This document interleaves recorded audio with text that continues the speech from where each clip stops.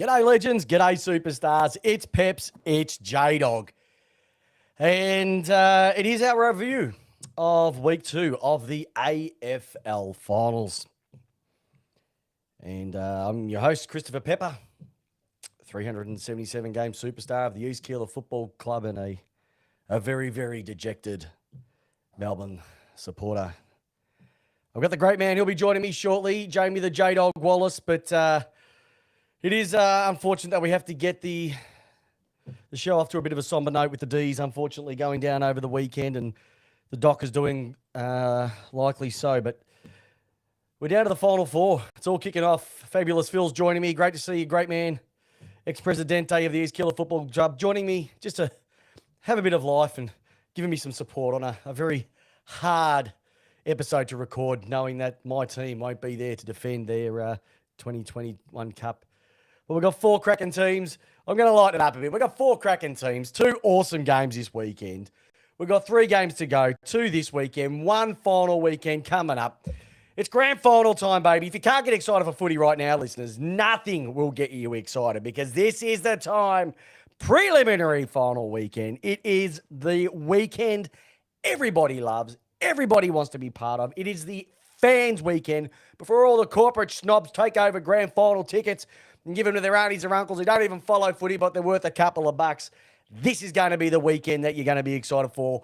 Preliminary final weekend. But hey, listen, before we get into all that, thanks for everybody listening again. Another cracking week last week. Everybody's on the chat again. It's going to be massive. I know it's going to be. Everybody out there in podcast land having a listen to us right now, thank you very much for joining us. Only a couple of episodes to go, so hopefully your team is still in it. If it isn't, hey, welcome me to the club. Throw your arms around me. Support me as we head into the next season. But, hey, 2 cracking games on the weekend that we went to. I was fortunate enough to go to both of the games. I went to the Friday night one, obviously, to watch the D's take on the Lions. Nothing short of a disappointment, but awesome footy played by the Lions. Cannot fault them whatsoever, and I'll get into that very, very shortly. Ran into the Saturday game to see the Pies and Fremantle. I was very boyish for Fremantle taking that one out, but I can tell you, after watching Collingwood live, as the monkey said many, many years ago, I am a believer, yes, I am. They played some brutal footy. Speed kills, not just on the roads, but on football ovals around the country. And Collingwood did exactly that to the Fremantle Dockers. I'll get into that a little bit later on, but I want to get into spinning some magnets. I want to get these ones out. I've got a couple of key things I want to rake out for the weekend. But for the people on the chat and joining me, hey, tell me what you like. Tell me what you feel. Ask me anything that you want at this particular moment in time, and I'll be happy to answer your questions as we lead into another weekend of finals football. All right, let's start with the... let's get a bit of Barassi action. What do you reckon? All righty, so first one I want to drag is the Melbourne Football Club coaching team. I'm looking at you, Adam Uze. I'm looking at you, Mark Williams. I'm looking at you, Big Greg Stafford. I'm looking at you, Troy Chaplin, and I am especially looking at you, Mr. Simon Goodman. Why did it take for you to get to the 10-minute mark, 10 minutes to go in the last quarter, to finally swing a change up forward to a forward line that had been putrid for goodness knows how many weeks? And for the first time in many weeks, 2 months I'd even say, the forward line actually looked like they had a target in Mr. Petty up there. Mr. Petty. We love Mr. Petty. And the fact that he was clunker marks, roving his own ball, goal assists, just goes to show that he's not just an awesome backman. He can be a cracking forward. Going back to 2019, we had something to see there, but we've moved him down back. We've gone with Ben Brown. We've gone with Team Wack. The guy's only 21 years of age. I reckon he has a massive chance to be pushing himself up to the forward line with Jacob Van Ruin next year and Tommy Mack as a support episode. And then you've also got the amazing Bailey Fritsch, and then Pickett and Spargo at his feet. That's something a little bit excited to be about. But why did you take so many weeks to get on? It was absolutely putrid, and it cost us in the end because our targets were awful for the last 2 months. After round 10, our forward line was absolutely putrid. I'm not just going to leave it at my team. I'm going to throw it to the other team that lost on the weekend, the Fremantle Dockers. Continually going backward and slow game plan is not going to win finals footy. it's not worthy, and you look substandard compared to a team that was willing to take it on at any particular moment in time. Speed kills, through the guts, open forward line. Don't care how it gets in there. Once it gets in there, they scored. And that's what Collingwood did to you and tore you a new one. That game was over at quarter time, and you were up to get some junk time stuff later in the game to bring it back a little bit. But that should have been a 10-goal win to the Collingwood Football Club. And last but not least, my best mate over the entire year is Jamie Wallis. But the other one I love to have a chat about is the umpiring. How bad was the umpiring on the weekend? The umpiring of this final series has been nothing short of pathetic. Putrid, disgusting. I don't even know what's in a free kick anymore. Is too high being paid anymore? No. Is dropping the ball, holding the ball being paid anymore? No. In the back? No. Hands in the back? No. You can literally do anything these days, and the umpires put the whistle away. And yes, we do like it when they don't pay as many, but bloody hell, can you pay the obvious ones? And for the ones that are Ticky Touchwood, leave them alone. There were so many hands in the backs, so many push in the backs, so many head highs on the weekend that were not paid. It's ruining a potential awesome final series. The football in itself has been magnificent. The umpiring needs to get themselves up to that type of standard as well, because it has been absolutely putrid. All right. I want to give some votes out as well too, though, because Andrew Demetrio has ripping this out for us for potentially the second last time of the year. 3 votes. All right, let me have a look at the first 3 voter for today. Okay. So what we'll do is David Mundy. I went and watched this guy live on the weekend, and obviously being a Fremantle player, we don't get to see him come over here and play your team all that often. But my goodness, he was one of their best, 35 or 36 years of age, 376 games, one behind the great man, you know who we're talking about, CJ Pepper. He averaged 20 possessions across his career. He was a club captain, all-Australian, best and fairest, all class, and got the farewell that he deserved. Players from both teams getting across, lining up for him, giving him the round of applause. He was sensational. And there's many clubs out there that should get him in to set the standards for their club. North Melbourne, if you were smart, you would get him over to your club to show those young players that you've got at your disposal what class is and how to prepare like a true AFL member and AFL footballer as well. Delta Goodwin singing the national anthem. Now, if that didn't get a riser when you saw the big DG get on side, when she came out and got her pipes opened up for the Australian national anthem, nothing will. I'll tell you one thing, though. Watching Delta sing, I would spin in my chair for her. If I spin style in a jumpsuit, that is, I'd press the button because she is an absolute star, and that's probably the best rendition of the Australian national anthem that I've heard live. And by jingo, by crikey, if I heard a number of those over the last 10 to 15 years watching the AFL live. She is amazing, Donna Jovanovic, and we know that you're amazing as well too. Oh, quick shout out to Donna J, daughter on the weekend, and also her friend as well. Getting their brown belts in karate. I was there to watch it live. It was amazing. Georgie did a fantastic job. Lots of love. I said it was here, and it was absolutely brilliant to see. And the last one that I want to give out, my last set of votes, I've said it earlier, I've said a little bit more. Finals footy at the MCG, it's nothing better than that. You can have your Up the Stadium. You can have your Jabba the Hutt. Adelaide Oval, you're a poor man's substitute. The MCG is where footy needs to be, and that's where finals footy lives. But you know who's also living? He's back. The kids are in bed, and that means the big fella's joining us. Jamie the J-Dog Wallis, welcome, my friend. Here he is. The people have been asking, Jamie, where are you? You finally put the tin lids to bed. How you going, big fella? I'm very well, thank you. And thank you for, I've got shit on my face here from eating tea while I'm trying to put kids to bed. It's all going on.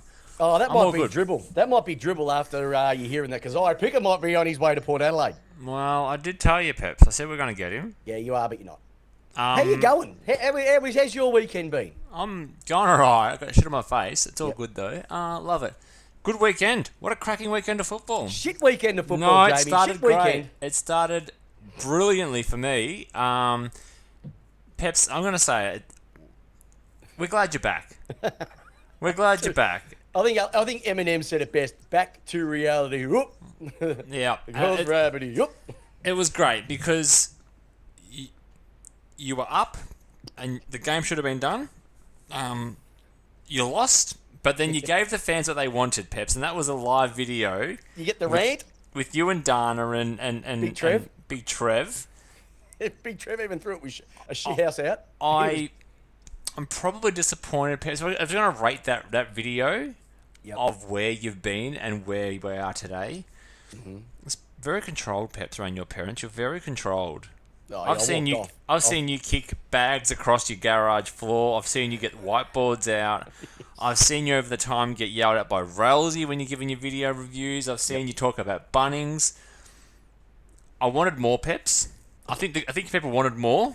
You know, I was surrounded by people when I rolled that one out. I was walking down a main road with Melbourne supporters all around me. Oh, that's right. We've seen you in the car on the way home in the car park screaming and Matt at the back's yelling at you, telling you to be quiet and keep calm.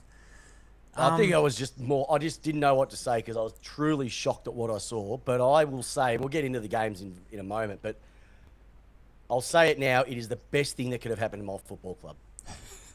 It was pretty good for the rest of us as well. Yeah, I know it's pretty good for you. I know you couldn't wait to bring it up. You even did send me a message to say how I'm going. I've been getting nudes even threw one at me.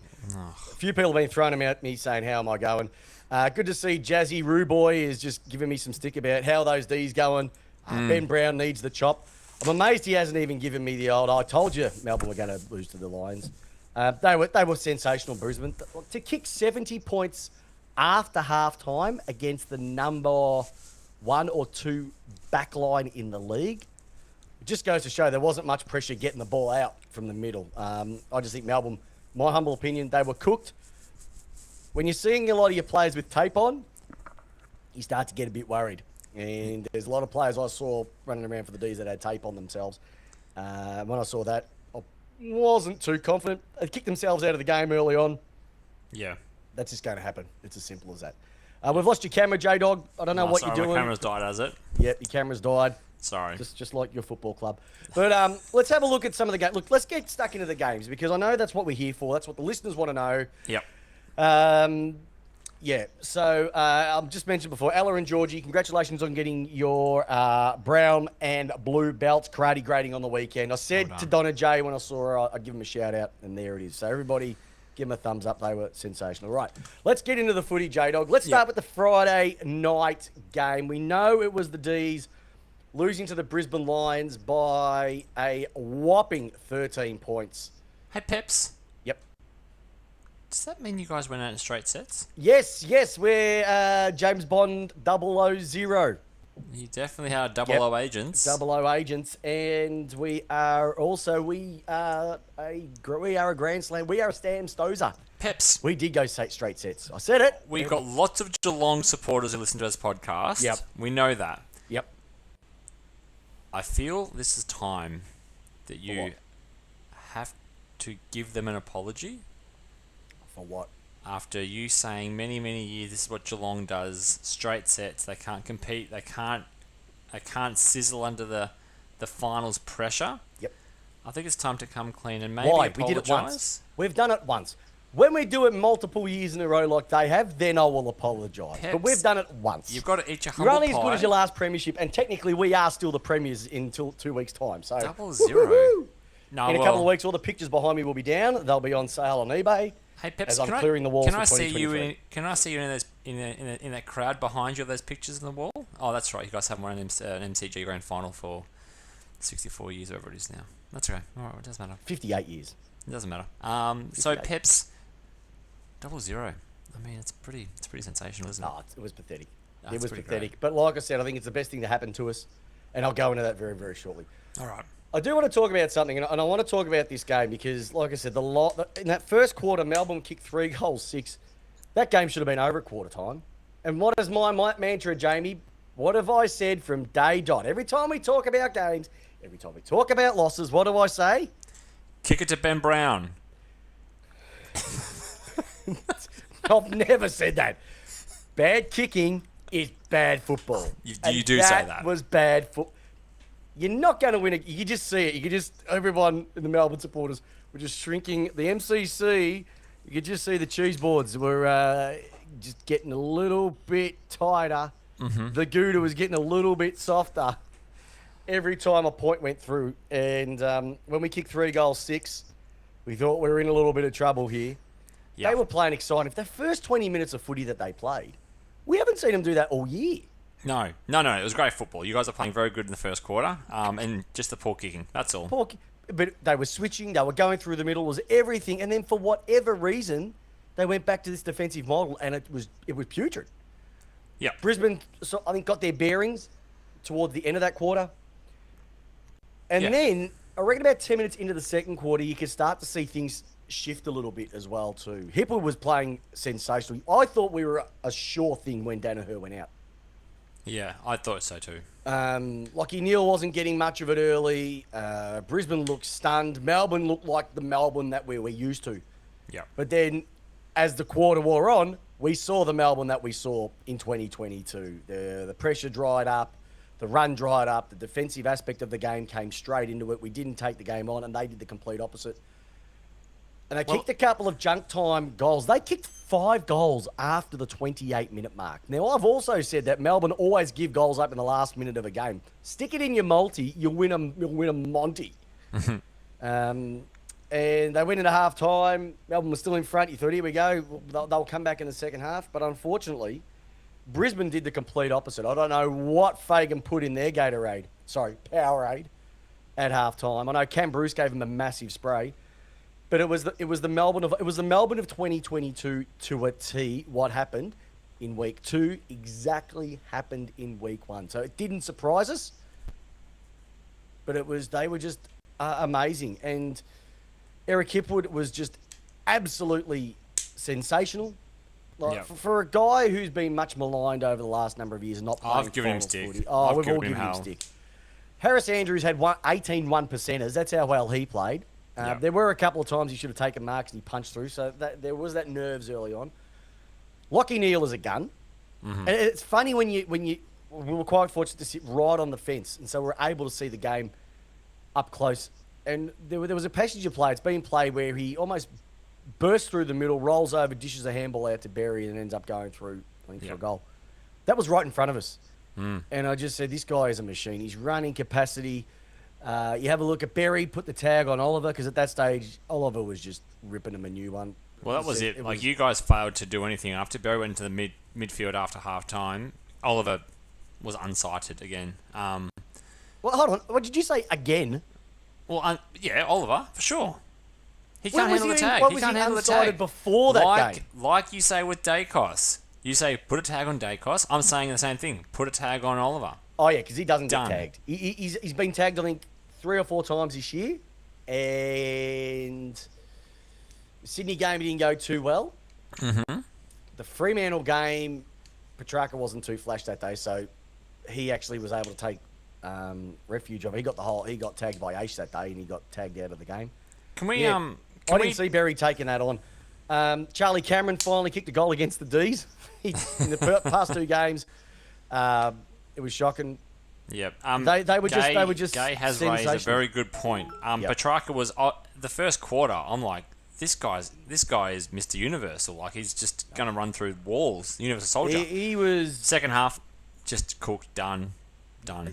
You know what, Jamie? I reckon that if you summed it up, I reckon they were cooked. They had 7 games this year where they had leads of over 4 goals and lost. 7. If they'd won 2 of those, they would have finished top of the ladder. Yeah. But halfway through the season after the bye, we saw a different Melbourne come out. Yeah, it was a different Melbourne. I think that Melbourne got lazy. Well, you started the season 10-zip. What a cracking start to the season. I know, but Jamie, things happen. Like I said, it's a marathon. It's not a sprint. Yeah, it was the first 10 weeks. It was magnificent. Can't fault them. 10-0. But I mentioned, and you remember I said this, that Melbourne are a bit of a false economy. I mentioned it many, many weeks ago. I even rang up 3AW after the Fremantle loss and told them they were a false economy. Stop harassing That was when we were 10-1. I said it. And it came to roost in the back end. It came to roost in the back end. The forward line wasn't functioning. It was too much of a defensive mindset. Teams could tell you. It was almost, you watch everybody on the ground would go, watch Melbourne kick left. My mum, I was sitting with Dana, front row at the MCC members, and she goes, watch him kick left, Chris. She even knows what's going on. Yeah. Like, there was no creativity. They played one debut player this year. The players, that type of game style takes the absolute bejesus out of it. Yep. It's and taxing. And this year, I mean, the media's already reported on it, but Melbourne has played a bit more of a selfish brand of football as opposed to what it was last year, where it was a complete team in. Yeah, I don't know. Forwards got a bit hungry. Midfielders getting a bit hungry for goals, where there was better options on. Yeah, I can agree with that, but you've also got to look at it the other way. If you're not kicking goals, you're trying to do it all yourself, especially like a Fritsch who kicked another 50 goals for the season. Yeah, good season. Good season. Pickett's come out with another 40-plus season for his third, 2 out of his last 3. How about Ben Brown? What's he kicked? Nothing. 28, I think. It wasn't much. But yeah, it was tough to watch. Too many injured players. I would hope that they make some coaching panel changes. I would hope that they make some personnel changes. They've got the capabilities to swing a few things around. Like I said, Petty up forward will be good. Turner, who busted his cheekbone, the only player to debut this year, he'll be in next year. They've got Bose, who will probably play on the wing neck. So they've got some kids to come in, which is good. Jacob Van Ruin up forward. So they've got some, but they've got to play them. And I think they need to be a little bit more brutal at the selection table, not just playing players on reputation. So what changed, Peps? What changed from 3-4 weeks ago when you guys battled them up there? It's another 3 weeks of footy, J-Dog. Brisbane had belief. We didn't have belief. But to come back from, what was it in the end, a 70, 60-point thumping up there or something like that? 68, I think, something like that. To come back into play at the MCG, facing an elimination, to have a horrendous record since 2014. There's no wins at the MCG for Brisbane Lions since 2014. To come back and do that against a team that finished second, started 10-0, that is a remarkable comeback. And I know we're talking about a team that's finished top 4 still. Sorry, that's just outside. But a remarkable comeback to do that. Yeah. But I'll throw some of these stats at you, and this will blow your mind when you hear some of these. So let's just have a look at some of this, all right? Melbourne's efficiency inside 50 was 52%. All right, free kicks were 19-22, pretty much balanced. But have a look at this. Melbourne led the hitouts, 48-33. The clearances, 51-37. The centre clearances, 14-11. The stoppage clearances, 37-26. The contested possessions, 156-137. The turnovers, they had 2 more turnovers. And they led the game for 88 minutes, 25 seconds. Brisbane led it for 30. Yeah. From a possessions perspective, Brisbane had a lot more uncontested. But it just goes to show that you can win every stat on the park, which means nothing if you can't put it through those 2 big sticks in the middle of the ground. And that's what they didn't do. Yep. And that's the beauty, Peps. We spoke about it last week. That's the beauty of the 666. That's the beauty of the stand rule. It's the beauty of all of that. Freeing the footy up, not allowing. Do you like players... the stand? Do you honestly like the stand rule? And don't give me yes or no based on being a smart aleck, because I know you can do that to roll me up a bit. But do you like the stand rule? I don't have an issue with it. The one I get an issue with, and I spoke about it last week, is when the players get duped into half a step where it has no impact on the play. Yep. That's the one that gets me. But other than that, I have no issue with it now. It looked dumb when it first started, but now it's just a matter of just standing there. Just stand there. It frees the footy. It does free the footy though. We can't lie about that. You have more players running past for a handball receive or taking off on the mark. Or having the ability to come inside for a 45 I just don't kick. like the stand, all that sort of stuff. Oh, God, it does my head in. Peps, yeah, overall, what a game. Great game to watch. Mate, like I said, Neil was sensational. Yep. Berry was awesome. Harris Andrews, once again, towed up a Melbourne forward. Yeah. What more can I say? McCluggage, Rich, they all came through. Rich, they just their second win in a row. That was better than the week before against Richmond, I think. Yeah, I think so. Better win. I think so. Especially when they haven't won there since 2014, 11 in a row. To come out and do what they did, no Danaher. Do you pick Danaher this week? That's another question for another day. Yeah. We might have a chat about it later in the week when we get into Melbourne do what they could do, though. I mean, Langdon, once again, sensational for the half-back line. He provides your team with so much run, so much attacking opportunities through the half-back line. But they didn't use him. That's the thing. They don't use him as much as they should. They did in the first half. He was sensational. First half. Yeah, Game's Harms four quarters, J-Dog. Do you want Harms me was to get the whiteboard strong. out again? Harms was strong in the contests. Oliver, as you said there, until he got tagged at half time. Neil Bullen, another good one. Don't. Come on, No. you don't like what? No. No. If Big Trev was on here right now, I reckon he'd punch the screen looking at you because he cannot stand him and, woeful. Really? Nah, woeful. 2 goals. 2 goals and don't like him. No. No. He's a shell of his former self. Tough crowd. Yeah, All we right. are a tough crowd. That's what we are. We have to be tough. We have to be brutal, Jamie. You know, it's like the podcast community. They'll tell us if we're doing a good job and they tell us if we're doing a shit job. That's true. They Most do. of the time they tell us we do a good job because we love our lazy outlaws. All right. 62,000 peps on a Friday night for a final. Yeah, good. Good number for a Melbourne. Well, I would say so. Considering Yeah. Melbourne have 65,000 members. Yeah, I'm just asking. I think it's 65. Yeah, Yeah, I thought it was all right. It's It's Brisbane. never- it's it's an not- interstate team. I know they've got a base, but 65. If you have a look at the next game, which was Collingwood and Fremantle, and they got 90, they've got 100,000 members. It sort of fits. I can tell you now, here's the thing though, J-Dog. The MCC was packed to the gills. It was chocker, baloka. It was chocker. And on the Saturday night, same thing. It was packed. Yeah. Packed. And I've never seen so many people cheer a national anthem after Delta finished. I said earlier I would press the buzzer and spin in my seat for her. She is an absolute. She's a cheeseburger stunner. So Peps on review. Yep. Melbourne, you're calling for some coaches Yep. changing. Yep. You're some game plan needs Yep. adjusting. Has to. You're calling for a forward that has to come into your squad. Yes. You're calling for a backup ruckman now that Luke Jackson is nominated to Western Australian club Since when? since today. What? I know, surprise, hey, shock. Surprise. So, so is that what we're looking for? Is that shopping list? Uh, Backup shopping ruckman list. and a forward. Shopping list would be another winger with some good kicking skills. Mm-hmm. That's what we miss. Our disposal efficiency is poo. Yep. I need someone who knows a forward craft. I'd like another half forward who can actually kick goals. I'd take a Gunston. Even though he's 30, I'd still take a Gunston. I'll take Gunson too. Yep.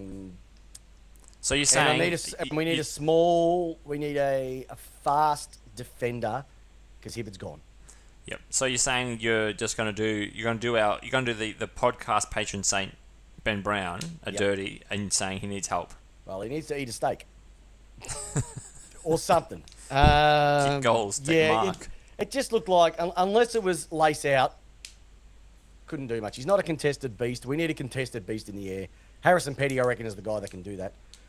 So if they get him, we need a big guy down back. Mitch Georgiades would be a perfect fit for our forward line. That would be nice. Why don't you guys just play Melksham more often? Jamie, let's talk about the Saturday night game. Then let's talk about this game. Can I say something? I went to this, and I spoke to the listeners before we came in. Yep. This was over at quarter time. Absolutely over at quarter time. Even though there was only 23 points of difference, It was a no snore way. fest. No way. So they won by 20. It should have been 60. That's Yep. when a scoreline doesn't justify the type of game it was. Yeah, it's a snooze fest, this one. And I don't know what I can say. Look, as a club, I don't like Collingwood. All right? I don't think many people like Collingwood unless you're Collingwood. Yeah. I will say one thing though. I am jealous of the way they play their football, Yep. and I'm jealous at the passion and the atmosphere Collingwood bring to every game. Yep. I will say one thing though. They may want to change their name from the Collingwood Magpies to the Collingwood Cyclops. Because they are all so one-eyed, it is not funny. Like, if Lee Harvey Oswald was a Collingwood player, they said no, he did not shoot JFK. No. He dove. He took a dive. It's part of the They drama. are, like, I was sitting with one of my mates who was back a few seats, And a couple other decisions, I just turned around and looked at him, and he laughed and I laughed, and our eyes connected, and it was a beautiful thing because it was just so parochial the way that they support. But my goodness gracious, they're passionate. It was one of the best atmospheres of a game that I've been to. It's the biggest game I've ever been to where there's been one club, like a 90,000. Yeah. 90,000 people there. Charlie Keegan's rent. You want to feel the atmosphere that Collingwood bring? Go to your local Centrelink. Yeah, but they're all spread out, Charlie. They're not all in the one place. They were just, it was awe-inspiring. And when they get that Collingwood chant going, I know we hate it, but it does get the hair on the back of your head standing up. But the way they play their footy, Jamie, like, it wouldn't have mattered. If we'd won last week and we played Geelong, we'd get smashed. Yeah. They're going to be good against Sydney this week. I still think Sydney will take it out because of the SCG. They're not going to have as much room to work, but they spread hard, they run fast, they run the space, they're fit, they're two-way running. It's basically looking like red and blue jumpers from 2021 in black and white jumpers in 2022. They are. Oh, come on. No, I'm literally saying that the way you look at how we finished last year and just how we ran our games, they are doing the same thing. Yeah. They do little things. Jamie Elliott, smallest bloke potentially on the field.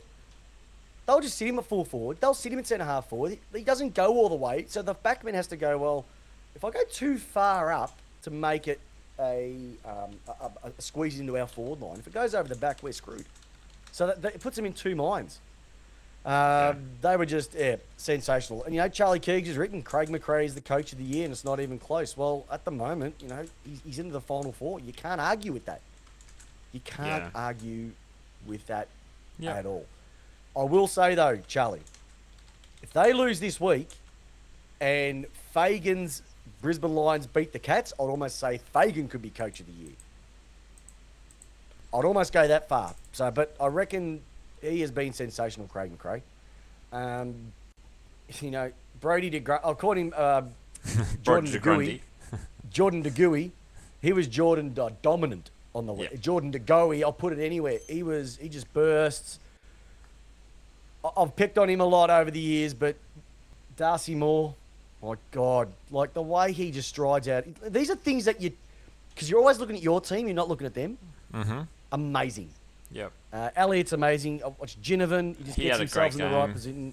Great game. Way better than the week before. Just play footy, son. If you just play footy, you could be anything. Another solid check. Forward. Kraft, 2 goals to him. Could have been more. Coxie kick one. They started the USA chant. Almost had to slap someone.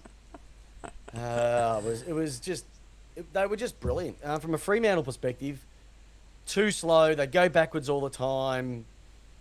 Something's going to have to change for that mob to take. Now, they're going to have Jackson next year. Yep.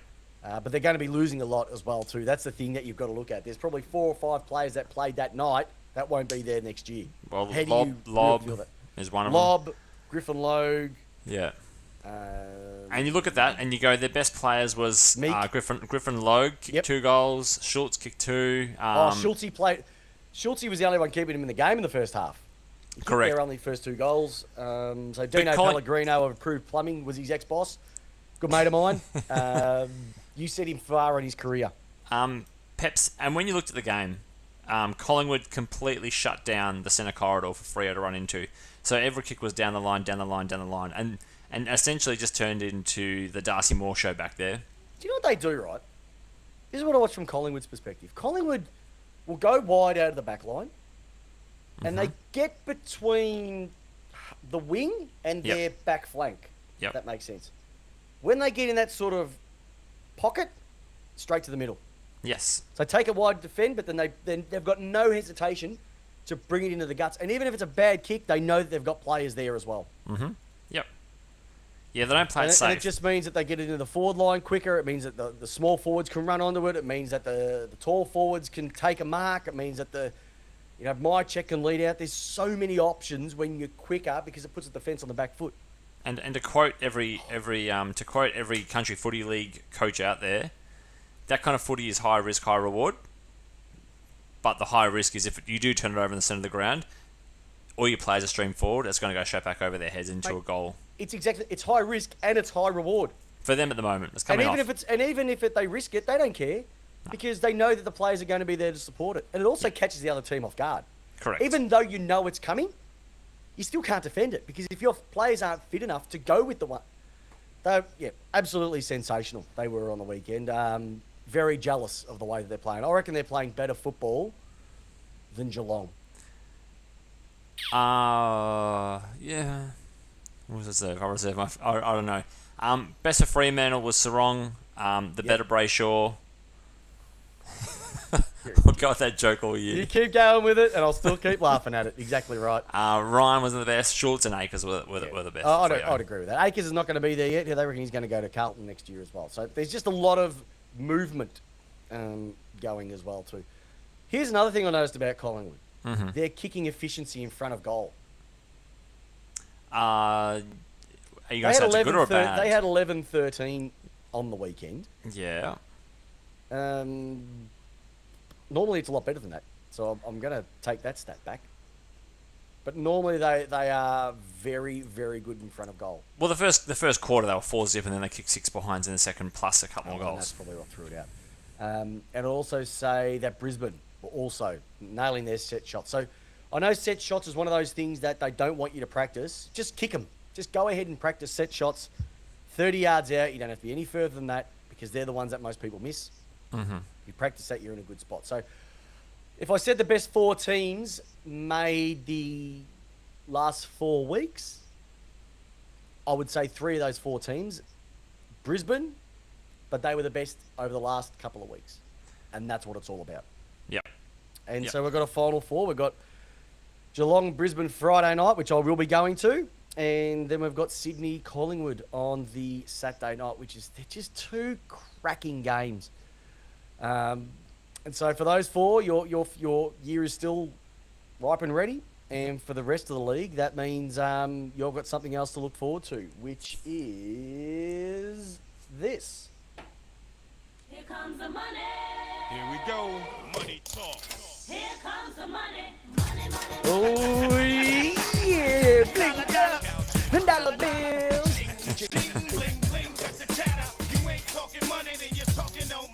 You know what, J-Dog? Don't know if you heard, but there's some trade news coming through. A little Don't have the bit. contracts, but the trades are starting to kick in. And I think it's time that we have a bit of a chat about this because we put it off for a couple of weeks. Just a quick one. No, it's not a quick one. There's so much news come out over the last few days. We've got to belt through some of them. All right, let's go through them all. The big one it's been brewing for months and it's finally come out. Yes, it is. It's Lukey Jackson has requested a trade back to WA. And you know what? He's won a flag. He's not going to win another one at Fremantle, so he might as well go back for the big bucks. Anything from the range of 800 to 900 a year over six or 7 years. That's big coin at the age of 20 to say no to. Totally agree. Totally agree. So and it's been on the cards for as long as it's been now, so exactly right.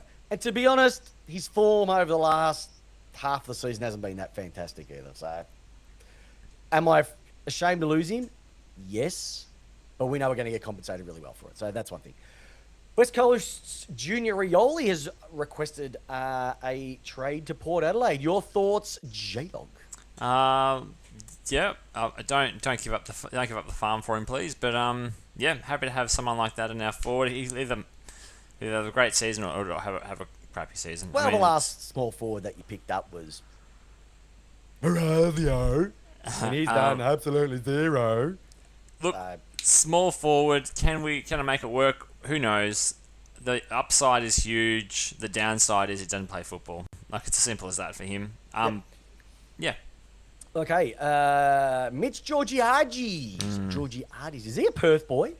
He is. He is. So that's why they're sort of getting that WA interest. Yeah. I'd love him at my club. I like the cut of his jib. He's still young. Very young. And what do you think? Do you think you're going to lose him? There is a good chance. And I actually don't know how I feel about Mitch Georgiades as a Port supporter. I think he actually probably... Should we go back over the tapes? I like him, but this season I think that Todd Marshall is probably the more preferred forward moving forward over Mitch Georgiades, and I wouldn't have said that at the start of the season. Yeah, he's Aaron Norton-like. That's the way I look at him. He's got without the the ability marking to take- ability, without the marking ability, without etc. actually bringing the ball and holding the mark. Yeah. But even if you went over to Perth, I don't know where their picks are. Yeah. So I'm not too sure. Well, Alrighty. they've got to send a couple to one of the teams. Got to send a couple over Someone's to got Melbourne. to have to do something. Swaps. Apparently, Fremantle are looking at Ollie Henry. I don't know how they're going to look at Ollie Henry from the Pies if they're going all in on Jackson. They're going to have no Well, picks left. I'm surprised they're that going to Ollie- be getting fewer 4 or 5 of their players, so it might come in that way. I'm surprised that Ollie Henry has been offered up on the table from Collingwood. I really am. He had a cracking month of footy, didn't he? Mm. The Anzac Day game, he sort of set it apart. He did it a bit against Melbourne as well too. Bit of spunk. He has got a bit of spunk as well too. I just don't know Yeah. where all that sort of coming from, J-Dog. Well, I think probably the emergence of the likes of the Dacos, like Nick Dacos, like just Yeah, but Nick Dacos is Gun. a midfielder. He's not. He's a forward. yeah. I just don't think maybe they don't see him in the future. Yeah, that's... Maybe Elliot having a cracking last half of the season. I don't know. He's only young. Yeah, I don't know. Got to remember, Michael Tuck played 100 games in Hawthorn's reserves. Yeah. 99? 90? Yeah. Like, come on. Let's be honest. Kids these days want everything today, don't they? Tanner Brun Yep. has Yep. nominated Geelong. Taranto has nominated Richmond. Mm-hmm. Hopper's nominated Richmond. Yep.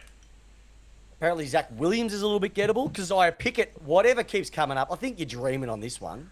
It's gonna But be easy. apparently you're saying he wants to go to Port Adelaide. Bag of chips. What would you give up? And don't say bag of chips, you dipstick. What would you give up, honestly, for him? And be genuine. For 'Cause him, we got him at pick 9. it's probably gonna have to be. It's probably gonna have to be something to do with the Carl Amon trade. What? As You in the Carl serious? Amon getting a pick, one of our first round picks, maybe get sent back to you guys plus something else. I don't know. Yeah, I think so. There is no chance. You'd have to offer 2 first rounders for Pickett. Oh, you calling Pickett just as high as Luke Jackson? Hey, they Typical. both went in the top 10. You see Right, hold on. You both got him in the top 10. So you're telling me that we just get back what we paid for him? You're getting back a first rounder. What we paid? That's Yeah. it. No. Plus something else, maybe a little bit of Oh, what? sweeter. It's not gonna be. It's not a gonna be second Georgiades. rounder? It's not gonna be A second Georgiades. rounder. Something. Get out of here, Jamie. So basically, you're saying all he's worth is a second rounder. I'm getting a first round and something else. No, I You may want get two you may get a firsts. little player chucked in or something, but it's not going to be a who, good player. Who would we take from your mob? Any forward, just pick any forward. Todd Marshall? Now we can talk. Todd Marshall and a first rounder for Pickett, I'll take it. Oh as well. dear. Zach Williams apparently is on the market as well. I don't believe Carlton are this. sort of throwing that one. I don't believe that. You reckon Carlton wouldn't be so gullible to go, yes, we got that one wrong? I don't believe that they're putting Zach Williams on the market at all. Interesting one though, Peps. The Yep. biggest one. Mhm. Is Collingwood really going to offload Grundy and pay a third of his salary? Wouldn't be surprised. $300,000 plus picking up the contract, the rest of it. Yep. That's a ballsy move. And they're already doing, I think, 200 of Trelaw's contract as well. Trelaw or Stevenson? Trelaw. Trelaw. Yep. That would be interesting because most clubs would have someone like a Grody sitting in there. I'd love to have a Grody. A Grody. A Grody? A Grody? He's a new player. Who's he play for? Grody. I would love to have him sitting in Port Adelaide's jumpers. Yeah. So it looks like he's going to come over to the D's. Jackson goes. The money that we were spending on Jackson will go to Grundy. Here's the thing, though. Is he worth a first rounder, though? Grundy. Is he worth a first rounder? So Collingwood are dumping him. Mm-hmm. Probably not, because if you'd play hardball with that one. Collingwood, you sign the contract for 150 years at $700 million. If you don't want to play ball, you just deal with it. Take him. You just stay with him. Yeah, okay, what do we... No, we want more, mate. We don't want... Now make a 400. Make a 4s. Then we'll think about it. But, yeah, if you get a Grundy for 600 and then have Gawn... I just don't think Gawn or either of them are forwards. I just don't know how it's going to work. Yeah. Yeah, it's a bit of an... to me, it's a bit of an. I can see it working, but I can also see the other part of it as well too, which could be a little bit hard to see. Here's some other names for you. Jordan Ngoe obviously hasn't signed a contract yet. Dan McStay and Darcy Gardner both out of contract at Brisbane at the moment, I believe. What's this? Any story around that, or nothing really? Rory Lobb, Doggies, he bought his house in Melbourne, so he's probably definitely off. Yeah, he won't. Asava Radikalia, that's an interesting one because he's a big unit, can play centre half forward, can bring the ball to ground. Can't kick.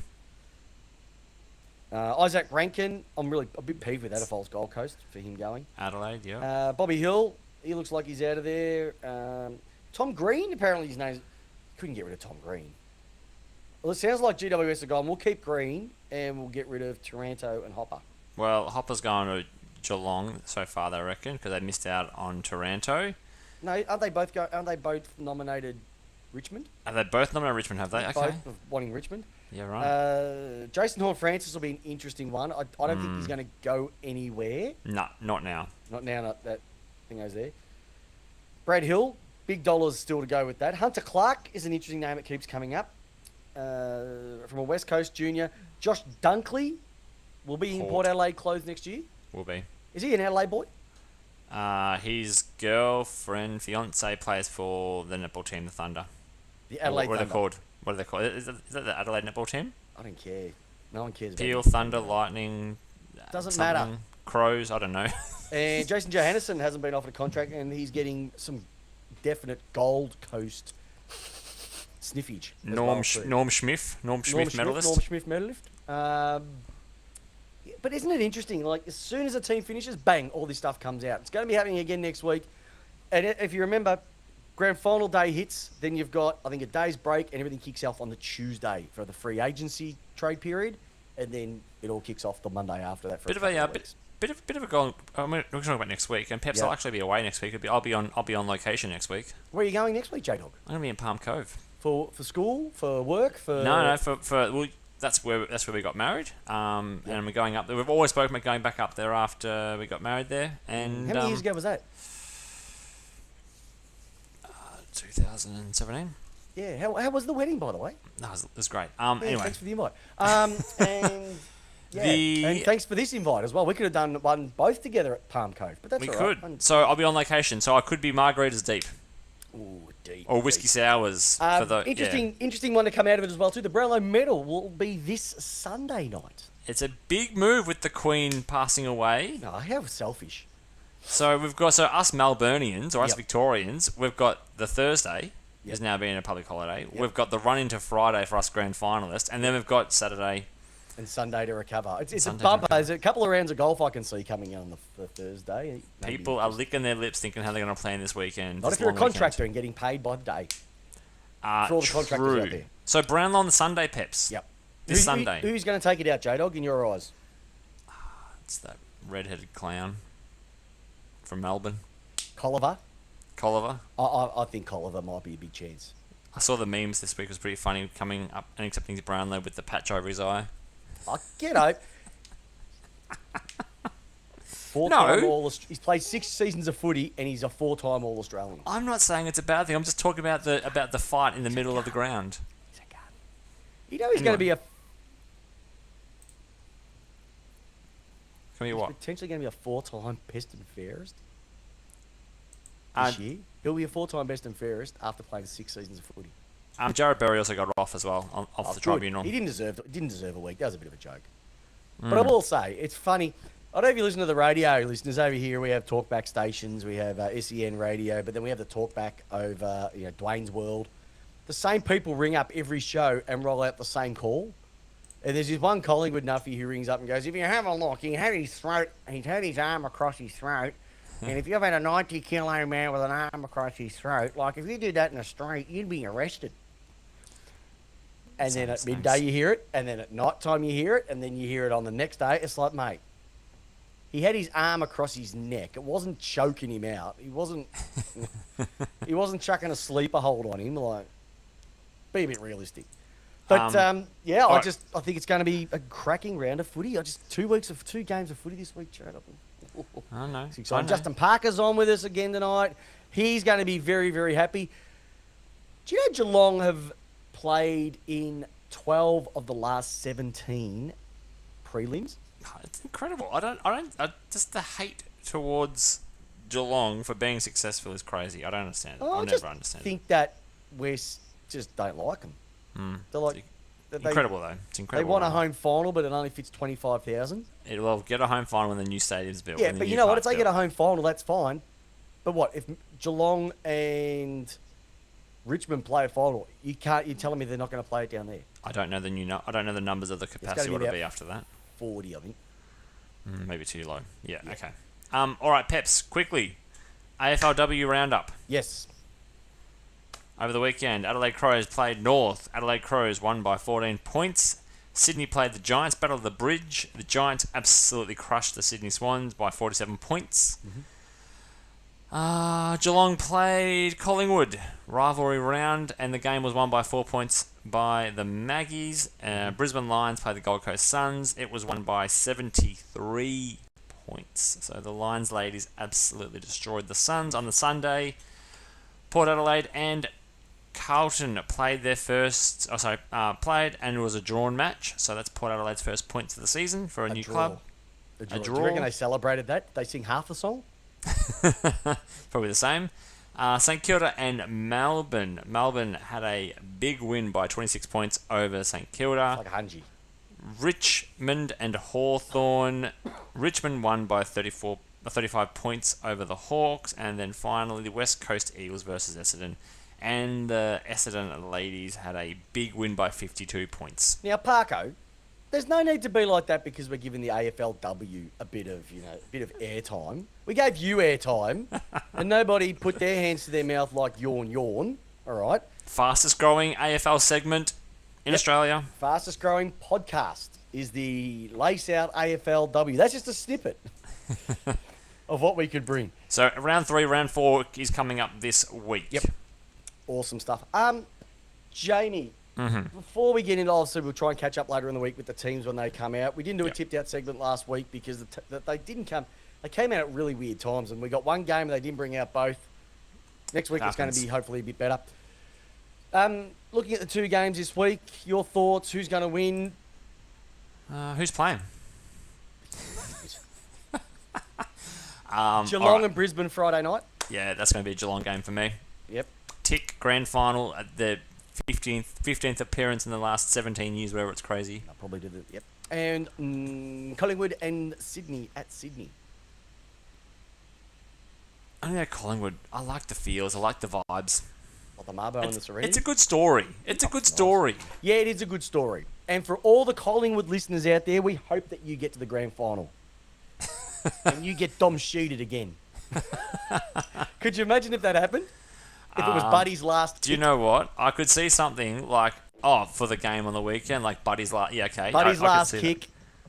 But I could also see Jeremy Cameron in the grand final doing that to Collingwood. Yeah. Just Jezza from the boundary or something ridiculous. Yeah, check side. Boo-na-na. Yeah. I don't know. Regardless, like I said, I'm happy for all teams. It's just a great time of year. But this is the people's round. It's the last time before the corporates take over. It's going to be a cracking round of footy, Joe. I can't wait for it. 2 or 3 of our shows to go for the season. Then We've we're done. got 3 to go. Next week, grand final. 2 to go.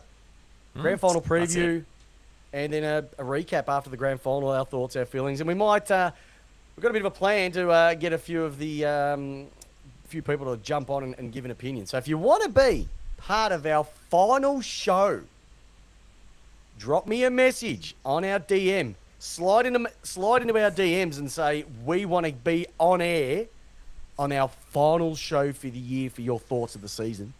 Drop us a message in the chat for this podcast or in the DMs, and we'll send you out an invite to join us for making you having your 38 seconds of fame here on Lace Out, because it's how you want your footy, everybody. Love it. All right, big boy. That is it. It's done. 2 games down, 3 games to go. Massive weekend. We've said it. All I can ask my friend is, how do you want your footy? AFL final style, big boy. I want it to lace out, Peps. Beautiful. Jamie Wallis, thank you very, very much. Listeners, I'm Chris Pepper, the co-host with the most. Have a great evening. Hope your team wins. And if they don't, it doesn't matter. There's always next year.